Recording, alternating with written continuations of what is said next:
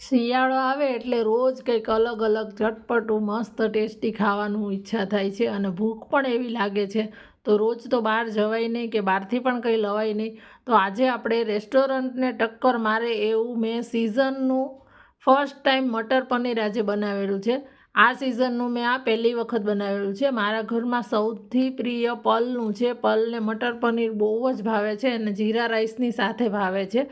તો અત્યારે મેં આગલા દિવસે વટાણા ફોલીને લઈ લીધા હતા. વટાણાને ફોલી અને એના દાણા કાઢીને લીધા છે. એને આપણે પહેલાં પારબોઇલ કરીશું. તો એક તપેલીમાં મેં પાણી ગરમ મૂકી દીધું છે. પાણીને એકદમ સરખું ઉકળી જવા દેવાનું. હવે આ પાણી છે એ ઉકળી જાય પછી આની અંદર આ બધા વટાણા છે એડ કરી દેશું. આ વટાણાને આજે આપણે એ રીતે બાફશું કે એનો કલર છે એકદમ જ ગ્રીન રહે અને સરસ ગ્રીન વટાણા રહે ને ચડી પણ સરસ જાય.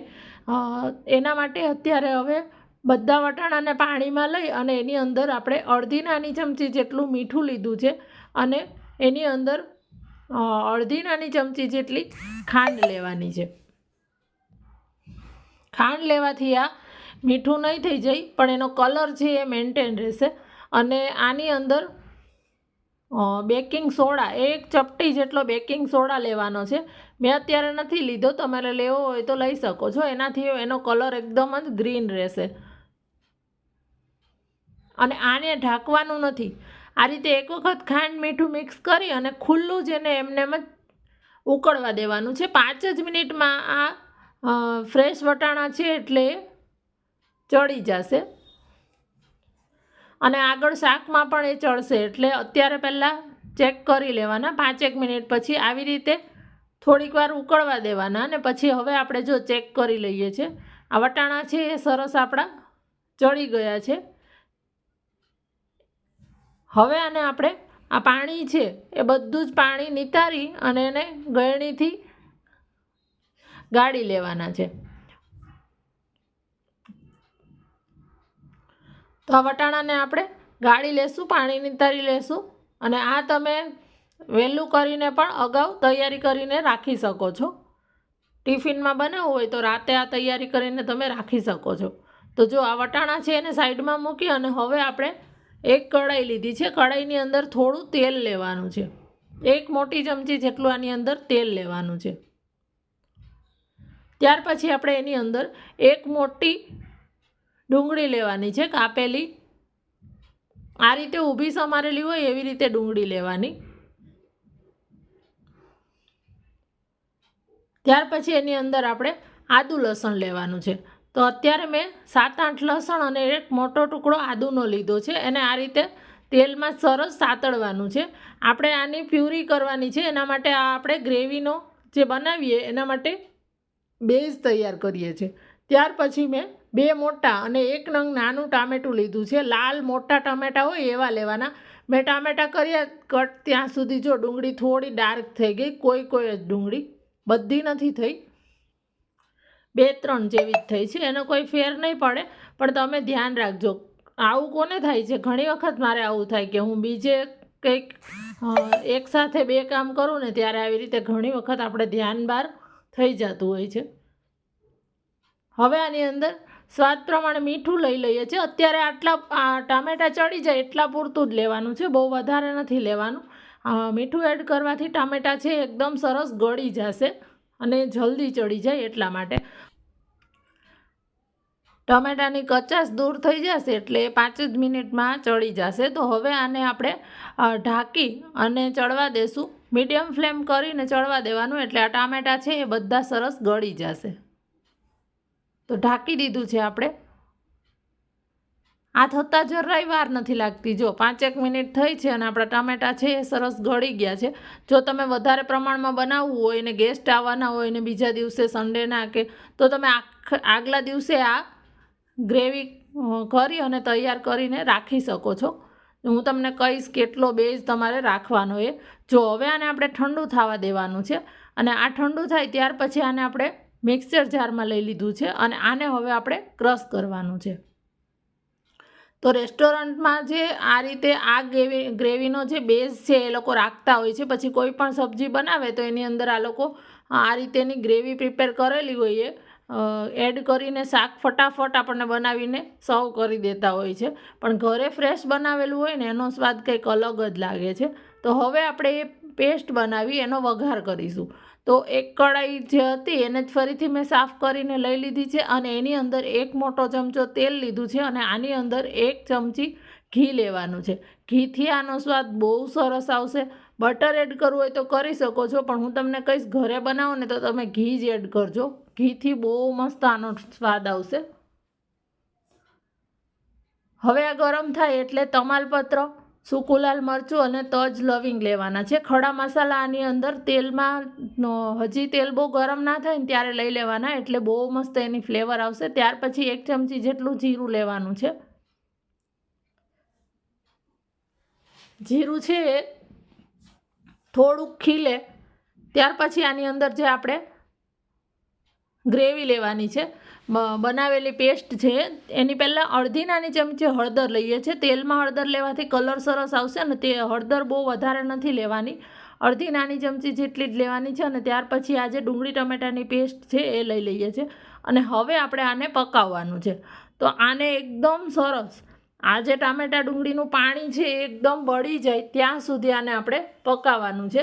બધું પાણી એનું બળી જવું જોઈએ. ઘણી વખત આપણે શાક જ્યારે થાળીમાં સર્વ કરીએ ને ત્યારે સાઈડમાં પાણી છૂટે છે, તો એવું ના થાય અને તેલનો રસો બહાર નીકળે એવું શાક બનાવશું. અને રેસ્ટોરન્ટ સ્ટાઇલ આજે બનાવીએ છીએ એટલે તમે બધી ટિપ્સ ફોલો કરજો. આને એકદમ શાંતિથી વાર લાગે છે, 15-20 મિનિટ જેવું આને પાકતા થાય છે અને આ રીતે સતત ચલાવતું રહેવાનું. આમાંથી બહુ છાંટા ઉડે છે એટલે આને આપણે ઢાંકી અને ચડવા દઈએ, વચ્ચે વચ્ચે હલાવતું રહેવાનું. હવે આને ઢાંકી દેશું. તો ઢાંકતી વખતે આખું નહીં ઢાંકવાનું, નહીંતર એની પાણીની વરાળ અંદર ટીપા પડશે. સાઈડમાંથી એકદમ થોડુંક છે એ ખુલ્લું રાખવાનું. જો વચ્ચે વચ્ચે ચલાવતા ચલાવતા આ રીતે આટલું વધ્યું છે, હજી આ ચડી નથી ગયું. જો અત્યારે એવું લાગે છે ને કે આ ચડી ગઈ, પણ હજી નથી ચડી ગઈ, હજી આમાંથી તેલ નથી છૂટ્યું. એટલે આ હવે આપણે ફટાફટ થાય એટલા માટે થોડુંક થીક થઈ જાય પછી આને ફાસ્ટ ગેસ કરીને સતત આ રીતે હલાવવાનું છે. હવે છાંટા બહુ જ ઓછા ઉડશે અને નહીવત જેવા, એટલે આપણે આ રીતે સતત હલાવતા હલાવતા જો આટલી ગ્રેવી પકાવવાની છે. હવે તમને દેખાશે આમાંથી તેલ છૂટેલું. આ બધા જ સ્ટેપ્સ તમે ફોલો કરજો. આવું કરવાથી તમારું શાક બહાર જેવું જ બનશે, બહાર કરતાં અનેક ગણું સરસ બનશે, મારી ગેરંટી છે. જો આમાંથી હવે તેલ છૂટ્યું છે. હવે આની અંદર ડ્રાય આપણા મસાલા કરવાના છે. તો આપણે 1 ચમચી ધાણા જીરું પાવડર લઈએ છીએ, 1 ચમચી લાલ મરચું પાવડર. તો અત્યારે મારું આ કાશ્મીરી ને મિક્સ જ છે એટલે હું 1 ચમચી લઉં છું, નહીંતર તમે 1 ચમચી કાશ્મીરી મરચું અને તીખું મરચું જેટલું ગમે એટલું લઈ શકો છો. ત્યાર પછી 1 ચમચી મેં કિચન કિંગ મસાલો લીધો છે, ના હોય તો તમે ગરમ મસાલો પણ લઈ શકો છો. હવે આ બધું સરસ મિક્સ કરી ગેસની ફ્લેમ મીડિયમ છે અને આ મસાલા બળી ના જાય એટલે જે મિક્સચર જારની અંદર પાણી એડ કરી એને રિન્સ કરી અને લઈ લેવાનું છે.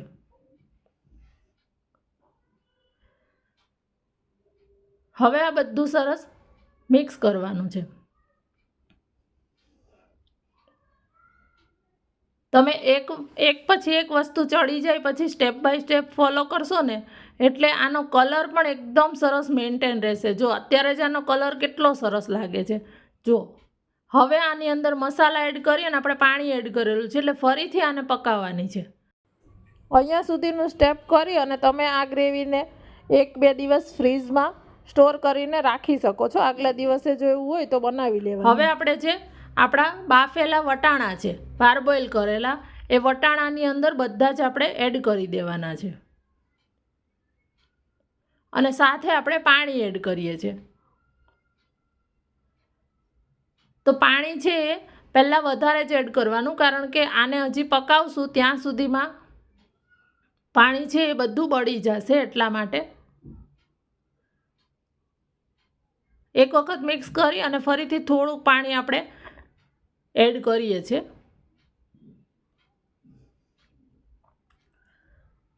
અત્યારે મારે જીરા રાઈસ સાથે ખાવા માટે કરું છું.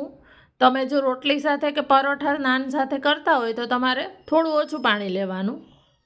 હજી આપણે આને ઘણી પકાવવાની છે એટલા માટે મેં અત્યારે 1 મોટો ગ્લાસ ટોટલ એક મોટો ગ્લાસ જેટલું મેં પાણી લીધું છે. મેં 2-3 વાર લીધું પણ થોડું થોડું પાણી ગ્લાસમાં હતું એટલે. ત્યાર પછી આપણે ટેસ્ટ કરી અને જે ડુંગળી ટમેટામાં મીઠું લીધું હતું અત્યારે ફરીથી ટેસ્ટ કરી અને બેલેન્સ કરી લેવાનું કેટલું મીઠું જોઈએ છે. મીઠું સ્વાદ પ્રમાણે એડ કરી દેવાનું. એક વખત ચાખી તીખાશ જો તમને ઓછી લાગે તો એ પણ એડ કરી દેવાની. અને હવે આખું એનું ઢાંકણ ઢાંકી અને એને શાંતિથી ફરીથી તેલ છૂટે ત્યાં સુધી એને પાકવા દેવાનું છે. હજી આપણે એમાં ઘણી વસ્તુ એડ કરવાની બાકી છે, તો ત્યાં સુધી આ પનીર જોઈ લઈએ. કાલે મેં આ ફ્રેશ જ પનીર બનાવેલું છે અને આને હું સાતળતી નથી. તમારે મટર પનીરમાં પનીર જનરલી તળીને એડ કરતા હોય, એવું કરવું હોય તો કરી શકો. આ મલાઈ પનીર છે, આનું પાણી કાઢી નાખ્યું છે અને આને આપણે યુઝ કરશું. તો જો આપણું આટલું તેલ છૂટે આ ગ્રેવીમાંથી, ત્યાર પછી એની અંદર 2 ચમચી ઘરની તાજી મલાઈ લેવાની છે. ઘરની મલાઈનો ઉપયોગ જ કરજો બને ત્યાં સુધી. ના હોય તો તમે ક્રીમ લઈ શકો છો, પણ મલાઈ હશે તો એનો સ્વાદ વધારે રીચ લાગે છે. મલાઈ એડ કરવાથી આ ગ્રેવી એકદમ રીચ લાગે છે અને એનો ક્રીમી એકદમ ટેક્સચર અને ટેસ્ટ બેઉ સારું આવશે અને એનો કલર પણ બહુ સરસ આવશે. જો હવે મલાઈ એડ કર્યા પછી ફરીથી આ રીતે મિક્સ કરી લીધું છે અને ઢાંકી અને મલાઈ બહુ પહેલાં નહીં એડ કરી દેવાની, લાસ્ટમાં જ એડ કરી દેવાની, લાસ્ટમાં એડ કરવાની. જો આપણી ગ્રેવી સરસ એકદમ ગ્રેવી ખદખદી ગઈ છે. શાક આપણું ઓલમોસ્ટ હવે તૈયાર છે. તો લાસ્ટમાં ફરીથી હવે આપણે પનીર એડ કરીશું. આ પનીરને તમારે તળીને લેવું હોય તો પહેલાં શરૂઆતમાં શાક બનાવતા પહેલાં તેલ મૂકીએ ત્યારે તળી લેવાનું ને પછી એને થોડીવાર ગરમ પાણીમાં રાખી દેવાનું, એટલે ચવળ ના થઈ જાય. નહીંતર તળિયા પછી પનીર છે એ ચવળ થઈ જતું હોય છે. આ મલાઈ પનીર છે એટલે એકદમ જ હળવા હાથથી મિક્સ કરવાનું, નહીંતર છૂટું પડી જશે. અને આ હોમમેડ પનીરનું ટેક્સચર કેવું છે એ પણ હું તમને લાસ્ટમાં બતાડીશ. આ મેં ઘરે બનાવેલું જ પનીર છે. તમે આ રીતે એક વખત બનાવજો. ઘરે બનાવેલા પનીરમાંથી એનો સ્વાદ કંઈક અલગ જ આવે છે. તો જો આપણું શાક છે એ તૈયાર થઈ ગયું છે અને કેટલું મસ્ત, જોતાં જ મોઢામાં પાણી આવી જાય. તો ફ્રેન્ડ્સ, તમને આ રેસીપી ગમે તો તમે ટ્રાય જરૂરથી એક વખત કરજો અને પછી મને ફરીથી આ વિડીયોમાં આવી અને કોમેન્ટમાં કહેજો કે તમને આ કેવું લાગ્યું. અને યુટ્યુબમાં જોતા હોય તો સબસ્ક્રાઈબ કરી દેજો અને જો ફેસબુકમાં તમે આ જોતા હોય તો પેજને ફોલો કરવાનું ના ભૂલતા અને શેર કરજો. ઉપરથી ફ્રેશ કોથમીર લઈ લેવાની છે. જમવા ટાઈમે આમાં ઉપરથી લીંબુ નીચોવી દેવાનું અને આપણું આ શાક છે એ તૈયાર થઈ ગયું છે. આને રોટલી, પરોઠા, નાન, પૂરી સાથે પણ બહુ મસ્ત લાગે છે. જો કેટલું સરસ એવું આપણું આ શાક છે રેડી થઈ ગયું છે. પલને તો જીરા રાઈસ સાથે બહુ ભાવે છે. જો એ બતાડે છે પનીર છે એ હાથથી એકદમ જ ટચ કરતાં જ એકદમ સરસ તરત જ ભાંગી જાય છે અને એકદમ મોઢામાં મૂકતા મેલ્ટ થઈ જાય એવું છે.